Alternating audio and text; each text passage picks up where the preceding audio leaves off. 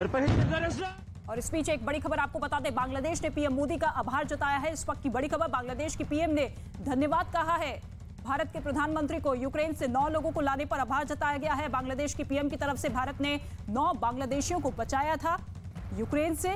नेपाल और ट्यूनीशिया के लोग भी निकाले गए हैं वहां से। और भारत की इस पहल का स्वागत करते हुए बांग्लादेश की पीएम इस वक्त की बड़ी खबर धन्यवाद कहती हुई नजर आ रही हैं प्रधानमंत्री को, जिस तरीके से बांग्लादेश के लोगों को वहां से निकाला गया है। इसके साथ ही कई देशों के लोग वहां पर फंसे हुए हैं, जिसमें भारत सरकार की पहल भी दिखाई दी। यूक्रेन से 9 लोगों को बाहर निकालने के लिए आभार जताती हुई इस वक्त की बड़ी खबर। नेपाल और ट्यूनीशिया के लोग भी निकाले गए हैं, वहां पर भारी तादाद में लोग फंसे हुए हैं और ऐसे में भारत सरकार पूरी तरीके से मदद करता हुआ। देखिए, टीवी पर सबसे अनोखा एग्जिट पोल, ज्योतिषी लगाएंगे सीटों का हिसाब।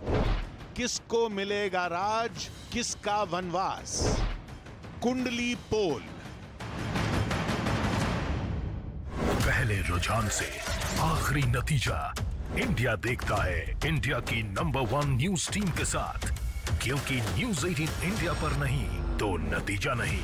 देखिए 5 राज्यों के फैसले की नंबर 1 कवरेज 10 मार्च सुबह 5 बजे से सिर्फ न्यूज 18 इंडिया पर। अब यूक्रेन में गैस पाइपलाइन और तेल के ठिकानों को निशाना बना रही हैं। वहां के जतोमर में रूस ने मिसाइलों से एक तेल डिपो पर हमला किया, जिसका एक वीडियो भी सामने आया। वीडियो में पहले तो वहां के पूरे इलाके में शांति दिखाई दी, लेकिन थोड़ी देर बाद ही वहां एक तेज आवाज आई और चारों तरफ रोशनी फैल गई।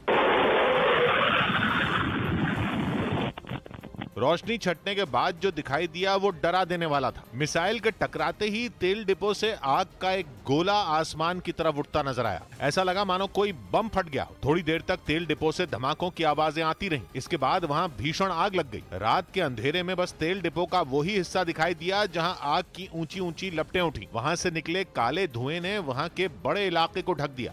जबकि तेल डिपो में लगी आग और भड़कती गई। आसपास के इलाके में हड़कंप मच गया। लोगों को तुरंत वहां से निकालकर सुरक्षित जगहों पर ले जाया गया।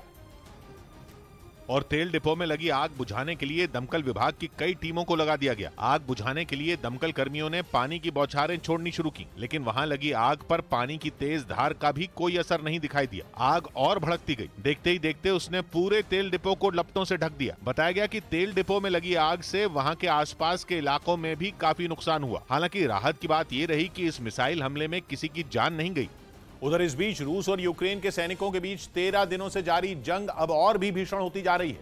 यूक्रेन के निकोलेव शहर में रूस और यूक्रेन की सेना का आमना सामना हो गया, जिसके बाद यूक्रेन के सभी सैनिक एक जगह पर छिप गए।